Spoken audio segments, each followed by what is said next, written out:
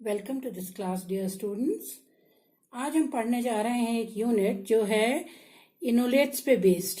इनोलेट्स पे जो हम बेस सिंथेसिस करते हैं उसी में हम एक्टिव मिथिलीन कंपाउंड्स के विषय में पढ़ने जा रहे हैं। अब क्या होते हैं एक्टिव मिथिलीन कंपाउंड्स?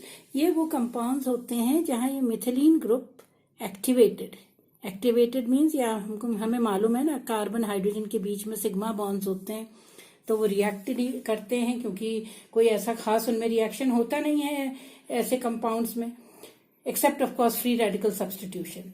ये कब संभव है? जब इसको एक्टिवेट, इस पोर्शन को कर दिया जाए। ये एक्टिवेशन इसमें कैसे हो? एक तो फ्री रेडिकल के जरिए, जो हम पहले पढ़ चुके हैं, free radical substitution, but this one which we are going to study today is very important from the synthesis point of view, क्योंकि इसमें ये मिथाइलिन ग्रुप क्या लगा हुआ है? 2 electron withdrawing group, EWG electron withdrawing. अब ये क्या करेंगे? इलेक्ट्रॉन विथड्रॉइंग ग्रुप दोनों तरफ जो लगे हुए हैं ये कार्बन से इलेक्ट्रॉन्स खींचेंगे। अब कार्बन पे तो क्षमता होती नहीं है इलेक्ट्रॉन्स देने की, तो कार्बन जो है लगे हुए हाइड्रोजन से खींचेगा। अब कार्बन और हाइड्रोजन के बीच का बॉन्ड इसलिए कमजोर पड़ने लगेगा, और सूटेबल कंडीशन में जब इसमें एक बेस डाला जाए, बहुत स्ट्रांग बेस की इसमें जरूरत ही नहीं होती है क्योंकि ये वीक हो गया ये बॉन्ड, तो बेस जैसे ही हम डालेंगे तुरंत इसमें से हाइड्रोजन निकल जाएगा H पॉजिटिव के फॉर्म में। यहाँ क्या छोड़ के? इलेक्ट्रॉन पेयर, यानी कि हमने क्या जनरेट कर लिया? Carbene ion, a highly reactive species. बस अब इसमें एक्टिवेशन आ गया। अब ये आगे तुरंत कार्बन कार्बन बॉन्ड फॉर्मेशन करता रहेगा। ये निर्भर करता है कि हम किस टाइप के इसमें आगे रिएजेंट्स डालें। तो उनके साथ ये जहां जहां कार्बन होगा उनके साथ रिएक्ट ऐसे करेगा कि उसको जरूरत होगी इलेक्ट्रॉन्स की, तो ये कार्बन जो इलेक्ट्रॉन जिसमें है, कार्बेन आयन है, वो उसके साथ बॉन्ड बना लेगा। तो इसके कुछ उदाहरण दे रखे हैं एक्टिव मिथिलीन कंपाउंड्स के, जिससे हम ऑर्गेनिक सिंथेसिस करते हैं कई किस्म की। अब देखिए ये क्या है? ये है हमारा 2 नाइट्रो इथेनॉल। अब दिखने में ऐसा दिख रहा है कि इधर की तरफ यहाँ तो लगा नहीं है, पर इसमें अपने आप में यहाँ एक्टिवेशन इधर की तरफ से बहुत है, क्योंकि यहाँ देखिए क्या लगा हुआ है ये, क्योंकि ये जो है ना NO2 highly electron pulling, because oxygen 6th group में है, नाइट्रोजन 5th ग्रुप में है, दोनों पाई बॉन्डेड है। तो ऑक्सीजन नाइट्रोजन से खींचेगा electron, nitrogen in turn carbon से। और यहाँ जो आप सोच रहे होंगे कि अब देखिए इसमें क्या है, ये वैसे नहीं लग रहा है, लेकिन इसमें क्या है? देखिए carbon double bond oxygen, electromeric shift लगा है ना, इलेक्ट्रोनेगेटिव ऑक्सीजन, और पाई बॉन्ड्स हैं उसके बीच में, तो वो अपनी तरफ इलेक्ट्रॉन्स खींचेगा, कार्बन इन टर्न यहाँ से खींचेगा। तो ये 2 नाइट्रो इथेनॉल कुछ एक उदाहरण है। अब ये मेलोनिक एसिड CH2 बीच में है, दोनों तरफ COH। यहाँ तो एसिमेट्रिकल ग्रुप थे, यहाँ सिमेट्रिकल, दोनों तरफ कार्बोक्सिलिक ग्रुप है जो अपनी तरफ को इलेक्ट्रॉन पुल करेंगे तो H निकल जाएगा, H पॉजिटिव के फॉर्म में। इसी तरह ये इसका एस्टर है मेलोनिक एसिड का, COOH की जगह यहाँ COOC2H5, COOC2H5 यानी कि डाइथाइल मेलोनेट।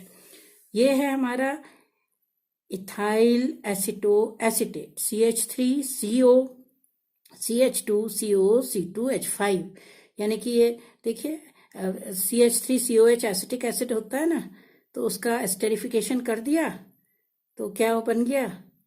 CH3COC2H5, और एक हाइड्रोजन की जगह यहाँ सब्सटीट्यूटेड, क्या यहाँ क्या लगा दिया? एक एसिटाइल ग्रुप, तो इसके नाम हो गया क्या? इथाइल एसिटोएसिटेट। इथाइल एसिटोएसिटेट।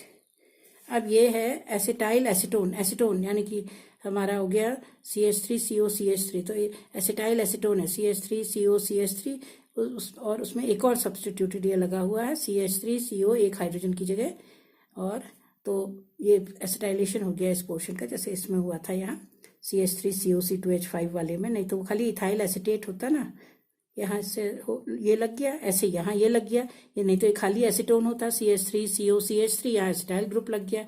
तो कौन सा एसीटोन है? Acetyl acetone. अब ये मेलोनोनाइट्राइल, जैसे मेलोनिक एसिड CH2COH ना होके यहाँ क्या है? नाइट्राइल ग्रुप, साइनाइड मतलब CN इधर और CN इधर। तो ये हमारे कुछ एक उदाहरण हो गए किसके, एक्टिव मिथिलीन कंपाउंड्स के। तो हम सबसे पहले इसमें पढ़ते हैं अब इथाइल एसिटो एसिटेट, जिसका कि आप देख रहे हैं ना, आईयूपैक नेम होगा इथाइल 3 ऑक्सो ब्यूटानोएट, क्योंकि ये एस्टर है तो, और 2 3 4 का है ना ब्यूटेन का डेरिवेटिव ब्यूटानोएट, और ये पोजीशन CO थर्ड पोजीशन, तो इथाइल 3 ऑक्सो ब्यूटानोएट। अब आपने देखा कि इसमें किस तरह हमने इसका सिंथेसिस दिखाया है। देखिए अब ये इसमें थोड़ी बातें समझने के लिए पहले जरूरी है इथाइल 3 ऑक्सो ब्यूटानोएट में, कि यानी कि इथाइल एसिटो एसिटेट में, कि हम ये जो इसका प्रिपरेशन कर रहे हैं ये एक बहुत ही इम्पोर्टेंट प्रिपरेशन है। ये जाना जाता है किस नाम से, क्लेजन कंडेंसेशन।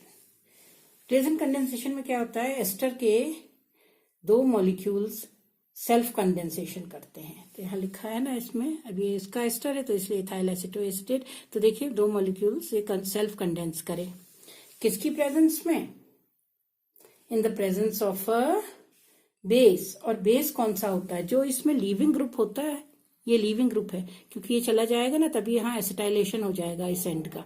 CH3CO है। अब आप देख रहे हैं ये दूसरे वाले CH3CO के एक H की जगह क्या आ गया, CH3CO, नहीं तो ये होता CH3CO C2H5, एक H सब्स्टिट्यूट हो गया किससे, CH3CO, और निकल के इसमें से क्या गया, जैसे एस्टर में होता है ये लीविंग ग्रुप ये है इसमें OC2H5। तो जो लीविंग ग्रुप होता है उसी का हम एल्कोक्साइड लेते हैं, क्योंकि यही अल्कोहल बनाएगा। तो लीविंग ग्रुप OC2H5 है तो उसी का C2H5O नेगेटिव Na ये लिया हुआ है यहाँ। अब इससे जो हमारा बना इथाइल एसिटो एसिटेट, तो सबसे पहले तो 2 मॉलिक्यूल्स ये सेल्फ कंडेंसेशन होता है इसका, और ये देखना है कि इनमें से जो एक है, अब यहाँ तो दोनों एक जैसे हैं तो इसलिए, तो उसमें जो है इनोलाइजेबल हो ये एस्टर, क्योंकि एस्टर का है क्लेजन, क्रॉस नहीं है, सिंपल क्लेजन कंडेंसेशन है। तो इसमें मतलब इनोलेट यानी कि एक ऐसा कार्बन हो जो हाइड्रोजन जिसमें जो लगे हुए हों, तो वो हाइड्रोजन क्या होंगे, ऑटोमेटिकली एसिडिक। तो ऐसे हमें हाइड्रोजन चाहिए, और उसमें भी हमें 2 हाइड्रोजन, अभी आप देखेंगे क्यों 2 ऐसे हमें अल्फा हाइड्रोजन की जरूरत होती है। और इस तरह ये प्रोसीड जो करता है आगे। अब हम देखते हैं इसका मैकेनिज्म इसका जो है, देखिए स्टार्ट हो रहा है कैसे, बेस के प्रेजेंस में C2H5O नेगेटिव। अब हमने देखा ना CH3CO ये इलेक्ट्रॉन पुल करेगा, तो ये अल्फा कार्बन जो है, अब 2 एटलीस्ट चाहिए हैं, आपको तो अंदाजा आ जाएगा जब हम रिएक्शन कंप्लीट करेंगे क्यों चाहिए हैं। यहाँ तो 3 है ये अल्फा हाइड्रोजन, तो अब एक हाइड्रोजन इसमें से निकाल लेगा बेस C, ये तो बदल जाएगा C2H5O नेगेटिव H इस, और यहाँ ये क्या जनरेट हो जाएगा, H निकल गया तो ये क्या हो गया, कार्बन आयन बन गया हमारा CH2CO C2H5। अब CH2CO C2H5 जो है ये रेजोनेंस से अपने को स्टेबलाइज करेगा, यानी कि इनोलेट आयन बन गया हमारा।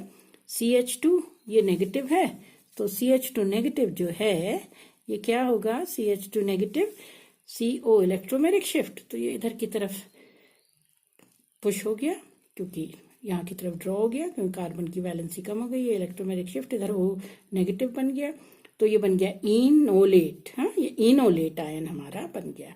ये इनोलेट आयन यानी कि अब ये कार्बन नेगेटिव कार्बन आयन या इनोलेट आयन रेजोनेंस स्टेबलाइज्ड, अब ये इलेक्ट्रॉन दे सकता है किसको, ऐसे ही, क्योंकि एक और मॉलिक्यूल है किसका, CH3CO C2H5 का एस्टर का, तो उसमें कार्बोनाइल ग्रुप है। अब यानी कि अब हमारा शुरू हो जाएगा न्यूक्लियोफिलिक एडिशन। अब कंडेंसेशन है, एडिशन ही, पर उसमें कंडेंसेशन में बस ये फर्क है, लास्ट में इसमें एक मॉलिक्यूल क्या होगा, एलिमिनेट होगा। आप देखेंगे इसमें मॉलिक्यूल, तो अब इसमें ग्रुप एलिमिनेट हो जाएगा और वो बन जाएगा न्यूट्रल। तो अब देखिए CH3CO C2H5 से ये बन गया, इससे हमारा इनॉल बन गया। अब ये इनॉल ने कहाँ अटैक करा, एक और था मॉलिक्यूल एस्टर का, electromeric shift, carbon positive pay क्या लग गया, कार्बन हमारा नेगेटिव, कार्बन आयन, तो हमारा ये बना CH3CO, ये है CO, और ये है OC2H5, हमने ऐसे लिख दिया OC2H5। अब यहाँ पे क्या जुड़ गया, क्योंकि कार्बन पॉजिटिव था और इसके पास इलेक्ट्रॉन्स थे कार्बन आयन, तो CH2COC2H5 ये लग गया। अब एक बार ये यहाँ पे लग गया तो फिर क्या होगा, क्योंकि ये ग्रुप भी है जो नेगेटिव ऑक्सीजन, ये इलेक्ट्रॉन्स पुल कर रहा है अपनी तरफ, तो ये वापस आ जाएगा, ये जो बाहर ये गया हुआ था इलेक्ट्रोमैग्नेटिक शिफ्ट से, और this will help in the removal of this ethoxide, ये निकल जाएगा इसमें से, जिससे हमने शुरू करा था ना अपने आयन से, तो सोडियम इथॉक्साइड से, तो C2H5O नेगेटिव निकल गया, लीविंग ग्रुप। तो अब हमको क्या मिल गया, देखिए CH3CO CH2 COC2H5। क्या है ये, हमारा active methylene compound. Okay, but is that the end. अब देखिए, आप देख रहे हैं ना, यहाँ पे ये दो क्या हो गए, एक्टिव मिथिलीन ग्रुप्स, और हमारे पास बेस प्रेजेंट है, C2H5O नेगेटिव प्रेजेंट है। तो ये C2H5O नेगेटिव जो है ये क्या हेल्प करेगा, क्योंकि लगातार आप देख रहे हैं रिएक्शंस ये कैसे हैं, सारे रिवर्सिबल हैं, इक्विलिब्रियम में है ये रिएक्शन। तो फॉरवर्ड इसको पुश करने के लिए ये बहुत जरूरी है, क्योंकि अब देखिए यहाँ पे जब ये बन गया तो C2H5O negative what will it do, अभी तक ये लगातार इक्विलिब्रियम में है, तो कैसे हमें मिल जाए इसकी अच्छी यील्ड, यानी कि प्रोडक्ट कैसे मिल जाए, कैसे हमें अच्छा प्रोडक्ट मिले, तो उसके लिए ये C2H5O नेगेटिव क्या करेगा, इसको अटैक करेगा, इसको अटैक, क्योंकि CH2 है यहाँ पे प्रेजेंट, जब इसको अटैक करा इसने एक्टिव मिथिलीन ग्रुप को, तो एक्टिव मिथिलीन से फिर से क्या बन गया हमारे पास, अब तो जब हमने रिएक्शन शुरू करा था ना, देखिए तब तो एक ही तरफ उसमें लगा हुआ था यहाँ पे, अब तो यहाँ पे दोनों तरफ लगे हुए हैं ना ग्रुप्स, तो अब तो और इजीली निकल जाएगा इससे H पॉजिटिव। अब इससे H पॉजिटिव निकल गया तो फिर से क्या बन गया, कार्बन आयन। अब ये जो कार्बन आयन यहाँ बना, now that is the turning point in the reaction. Why, till now the reaction which was in equilibrium will automatically move forward. क्यों, क्योंकि ये बहुत ही देखिए स्टेबल है इस तरह। कैसे स्टेबलाइज हुआ है आप देख रहे हैं, CH3CO CH COO C2H5, मतलब ये हमारी अंतिम कड़ी नहीं थी इसमें, ये रिएक्शन बेस की मदद से आगे बढ़ा, नहीं तो यहाँ पे तो, नहीं तो यील्ड बहुत पुअर आती है अदरवाइज। तो क्या हुआ, ये जैसे ही इसमें से ये निकला, क्योंकि रिएक्शन तभी तो फॉरवर्ड होगा जब लगातार ये प्रोडक्ट जो है हमें आगे को इसमें से मूव करेगा, और उसको हेल्प करता है इक्विलिब्रियम इधर को शिफ्ट करने में। अब ये देखिए ये स्टेबलाइज हो गया, कैसे, ये कार्बन आयन जो बना highly reactive once again, and कैसे स्टेबलाइज हुआ, कभी ये वाले कार्बोनाइल से इनोल बना के, कभी ये वाले कार्बोनाइल से इनोलेट बना के, ये शिफ्ट हो गया यहाँ, तो ये डबल बॉन्ड ऊपर शिफ्ट हो गया, तो यहाँ की तरफ इनोलेट बन गया। तो ये रेजोनेंस स्टेबलाइज स्ट्रक्चर है, कभी इधर वाले कार्बोनाइल से, कभी इधर वाले कार्बोनाइल से, जैसे इधर एक बार इधर फिर एक बार इधर। तो आप देख रहे हैं इस तरह ये रेजोनेंस स्टेबलाइज हो गया।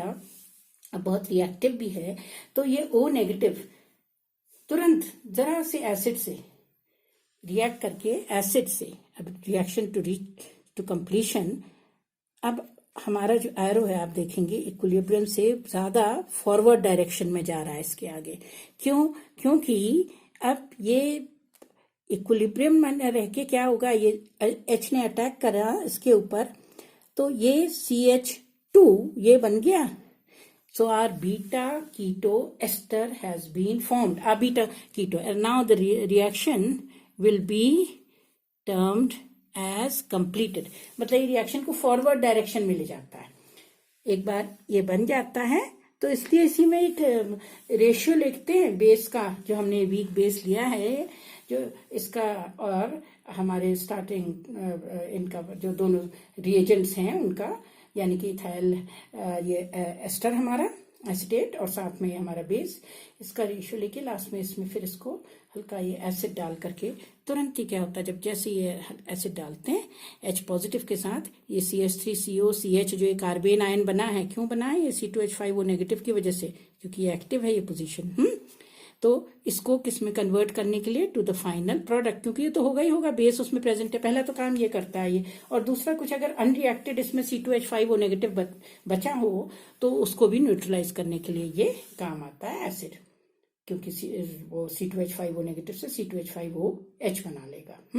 तो ये रिएक्शन टोटल हमारा कंप्लीशन पे पहुंच जाएगा, यानी कि हमारा बीटा कीटो एस्टर अब बन गया।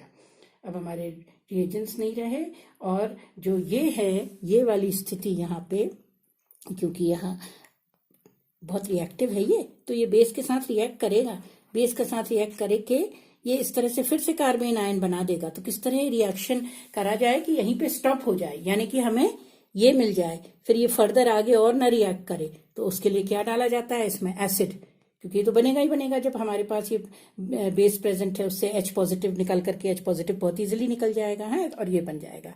अब हम ये देख के समझ गए होंगे, अब इस तरह रिएक्शन जो है हमारा कंप्लीशन पे पहुंच गया, क्योंकि ये CH से अब CH2 COC2H5 बन गया। H पॉजिटिव डाला था तो C2H5O नेगेटिव जितना बेस वो भी न्यूट्रलाइज हो गया बचा हुआ। अब आप इसको देख के समझ ही रहे होंगे कि क्यों हमें जरूरत थी, जो हमने शुरू में कहा, 2 इसमें हाइड्रोजन्स की।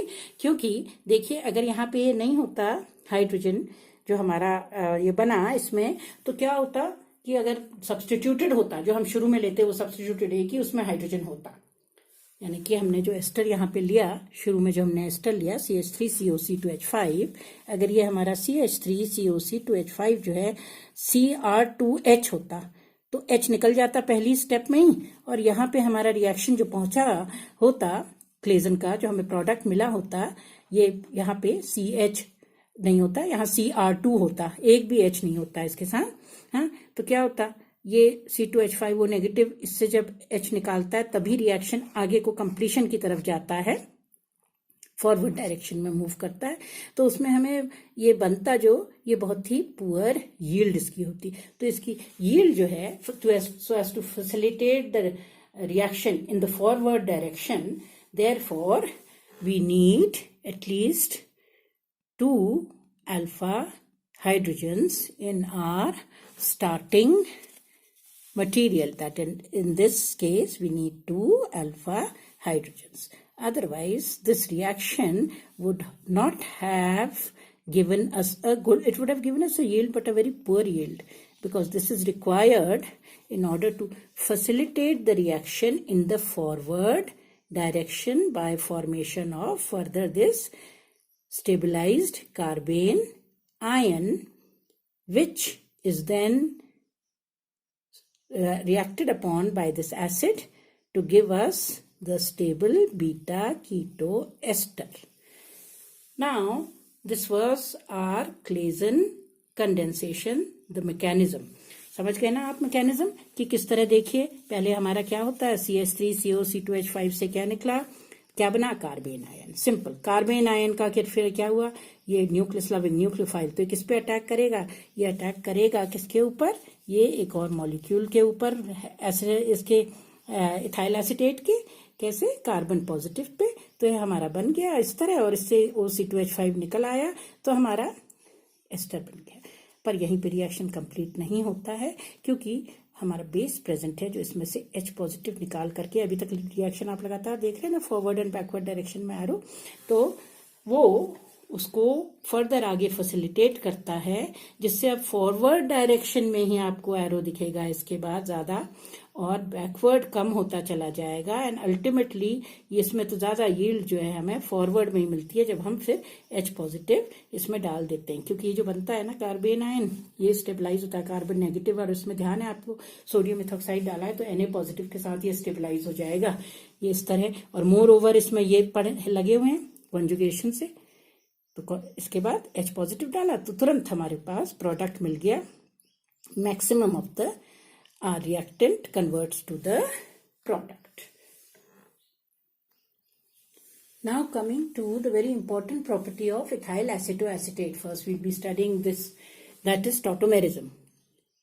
Now what are tautomers? देखिए जब ये बनता है ना इसमें, तो बनने के दौरान क्या होगा, हम देख रहे हैं ना, उसमें बनने के दौरान भी तो इनोलेट फॉर्म बना था, तभी तो वो स्टेबलाइज हुआ था जब उसमें रिएक्शन हुआ था फर्दर C2H5O नेगेटिव का, तो इनोलेट फॉर्म बना था। तो इनोलेट मतलब क्या, देखिए C डबल बॉन्ड O है यहाँ, O नेगेटिव, ये इलेक्ट्रोमेरिक शिफ्ट, तो ये CH3 जो है यहाँ से इससे ये H जो है, क्योंकि अल्फा हाइड्रोजन क्या होते हैं, एसिडिक होते हैं, क्योंकि कार्बन के पाई इलेक्ट्रॉन्स इधर जाएंगे, कार्बन लगे हुए कार्बन से खींचेगा इलेक्ट्रॉन्स, कार्बन जुड़े हुए हाइड्रोजन से, तो हाइड्रोजन इजीली निकल जाएगा H पॉजिटिव के फॉर्म में।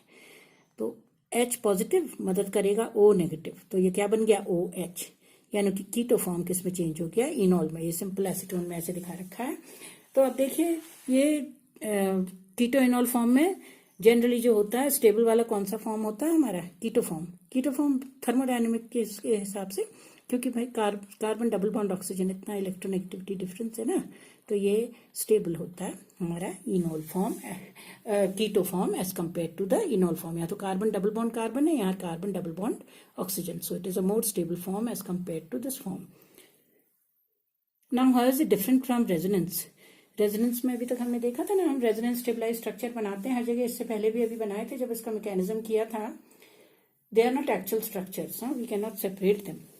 Whereas on the other hand, tautomers are real, they are, we can separate. हम कह सकते हैं कि ये हमारा कीटो फॉर्म है, ये हमारा इनॉल फॉर्म है, लेकिन ऐसा रेजोनेंस स्टेबलाइज्ड में वो हाइपोथेटिकल स्ट्रक्चर्स होते हैं, हम नहीं कर सकते हैं।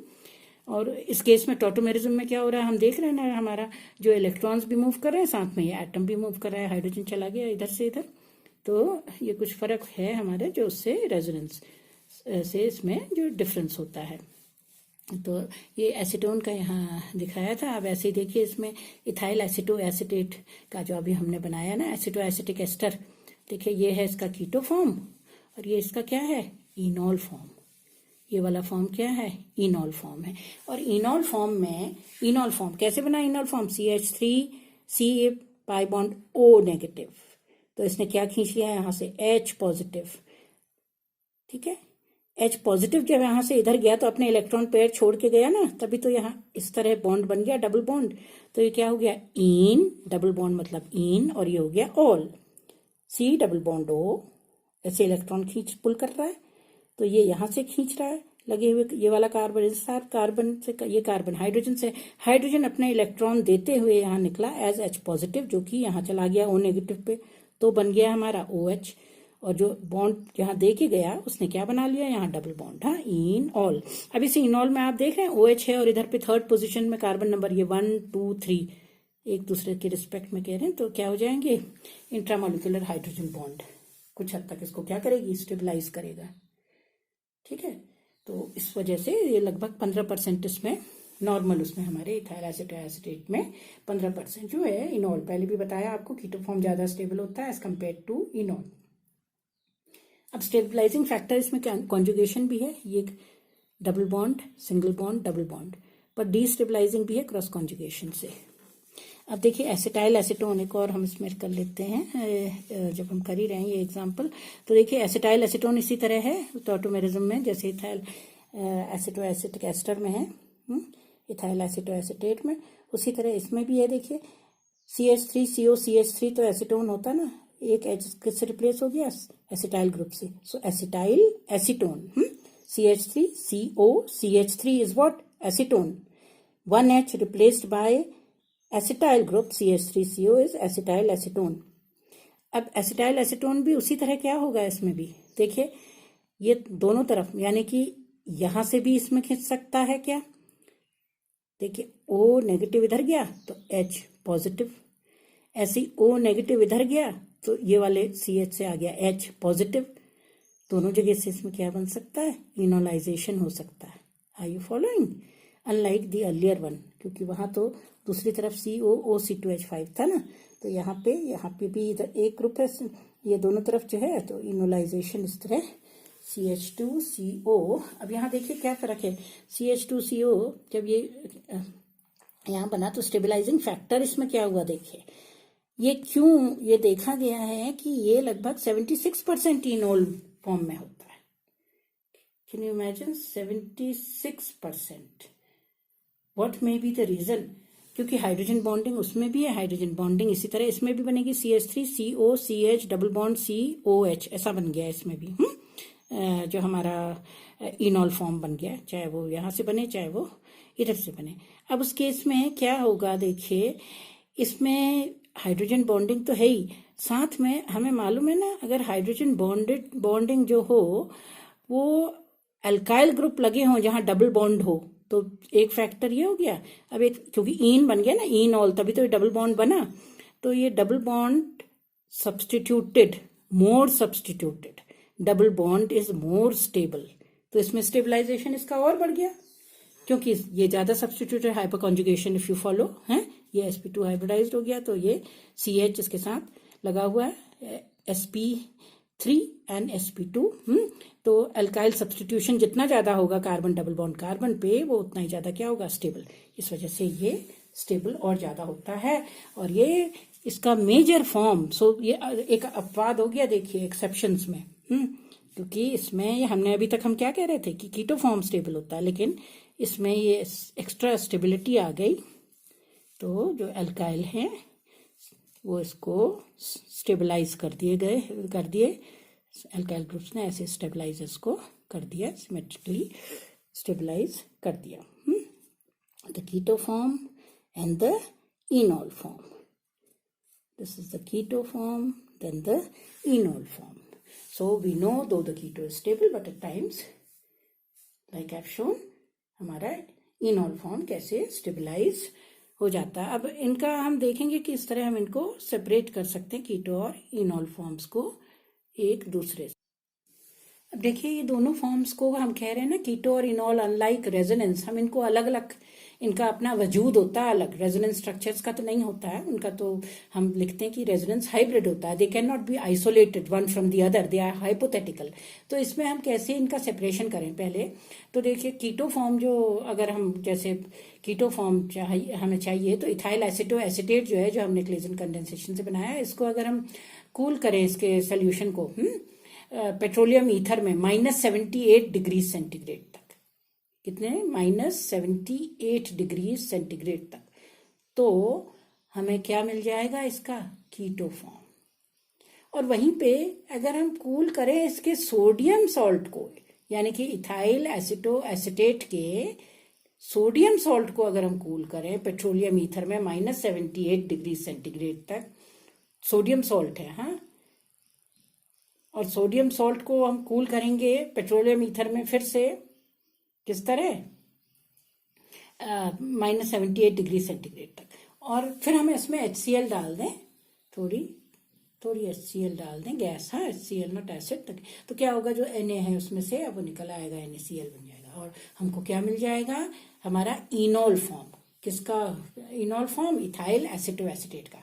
मतलब खाली पेट्रोलियम ईथर में अगर हम इथाइल एसिटो एसिटेट को कूल करें -78 डिग्री सेंटीग्रेड तक, तब तो हमें कीटो फॉर्म मिलेगा। और अगर हम इसके सोडियम सॉल्ट को कूल करें -78 डिग्री सेंटीग्रेड तक, और थोड़ा सा उसमें फिर HCl डालें, तो हमें इसका क्या मिलेगा, इनॉल फॉर्म। अब हमें कैसे पता लगे कि ये कीटो फॉर्म है, ये इनॉल फॉर्म है। तो देखिए उसके कुछ एविडेंसेस होते हैं। इनॉल, if you understand from phenol, phenyl ring लगी है, वो भी तो sp2 हाइब्रिडाइज्ड है, उसके साथ OH लगा है, तभी हम उसको क्या कहते हैं, फिनॉल। फिनाइल से फिन और ऑल, OL, हाँ, आयुपैक से। तो उसी तरह के रिएक्शन ये भी देखिए देगा, फेरिक क्लोराइड के साथ, न्यूट्रल फेरिक क्लोराइड के साथ ही कलर्ड कॉम्प्लेक्स देगा। उसी तरह उसमें जब हम डालेंगे सोडियम मेटल, तो हाइड्रोजन गैस बनेगी, उसका एसिटाइलेशन करेंगे एसिटाइल क्लोराइड से, तो हमें एसिटाइल डेरिवेटिव मिलेंगे, हैं। तो ये सारे जो है reaction with sodium metal, hydrogen gas evolve, formation of acetyl derivative with acetyl chloride. और हाँ, अनदर थिंग कि ब्रोमीन सोल्यूशन जो हम डालेंगे इसमें, तो जिसमें डीकलराइजेशन होगा, क्योंकि है उसी की तरह carbon double bond carbon, except यहाँ पे क्या है, हमारी एरोमेटिक रिंग इसमें नहीं है, हैं। तो ये इनॉल, तो अब इसमें डीकलराइजेशन, क्योंकि कार्बन डबल बॉन्ड कार्बन खुलेगा और तुरंत एडिशन प्रोडक्ट दे देगा हमें, तो ब्रोमीन सोल्यूशन अपना वजूद खो देगा, हैं, तो वो कलर भी खो देगा, डीकलराइजेशन। तो ये तो हमारे थे कुछ एविडेंसेस, किसके फेवर में थे, इनॉल। तो वही रिएक्शंस हैं जो हम पढ़ते हैं अमूमन, इनॉल मतलब डबल बॉन्ड के, और OH यानी कि क्यों फिनॉल, क्योंकि फिनॉल में भी तो यही रिएक्शन होता है, तो डबल बॉन्ड है, और OH है उसके कारण होता है, तो रेडिश वायलेट कलर देगा इनॉल। नाउ कीटो फॉर्म, क्योंकि कीटो फॉर्म का भी अपना वजूद है, हमने देखा कीटो फॉर्म जो हमें मिला ना -78 डिग्री सेंटीग्रेड तक, अगर हम इसको कूल करें इथाइल एसिटो एसिटेट को, किसमें, पेट्रोलियम ईथर में, तो अब इनॉल के वही कीटो फॉर्म के वही रिएक्शन होंगे जैसे इनॉल के उसके ग्रुप के थे। अब ये सारे जो हमारे कीटो फॉर्म के, यानी कि ये सारे न्यूक्लियोफिलिक एडिशन वाले जो होंगे हमारे, वो फॉर्मेशन ऑफ बाइसल्फाइड कंपाउंड आप जो पढ़ चुके हैं, कार्बोनाइल के सोडियम हाइड्रोजन सल्फाइड के साथ हम HCN डालेंगे तो CO डबल बॉन्ड O क्या खुलता है, न्यूक्लियोफिलिक एडिशन देता है, O नेगेटिव के साथ H पॉजिटिव जुड़ जाता है, C पॉजिटिव के साथ CN यानी कि साइनोहाइड्रिन, हाइड्रोक्सिल अमीन और फिनाइल हाइड्रोजीन के साथ क्या देता है, ऑक्सीम और फिनाइल हाइड्रोजोन है। तो ये सारे जो हमारे रिएक्शंस हैं, और कीटोनिक हाइड्रोलिसिस यानी कि H पॉजिटिव पे मतलब एसिड की प्रेजेंस में इसका हाइड्रोलिसिस करें तो ये किस तरह से हमें, क्योंकि बीटा कीटो एस्टर है ना ये ester alpha position beta keto esters का जो हमारा रिएक्शन होता है हाइड्रोलिसिस इसका, तो कीटोनिक हाइड्रोलिसिस, तो हमें क्या दे देगा ये बीटा कीटो। अब हाइड्रोलिसिस करेंगे तो CH3CO CH2 CO C2H5 plus C2H5OH टूट जाएगा ये हाइड्रोलिसिस, एसिडिक हाइड्रोलिसिस, लाइसिस टूट गया। तो उससे हमें क्या मिल गया, कीटोनिक कहते हैं, क्योंकि अब हमें keto beta keto acid, from beta keto ester we have got the beta keto acid. और ये बीटा कीटो एसिड्स तो नेचुरली इनको अगर जब हम हीट करते हैं, the reaction that is there for beta keto acids, इसमें से क्या निकल जाएगा, कार्बन डाइऑक्साइड, और क्या मिल जाएगी हमें, एसीटोन।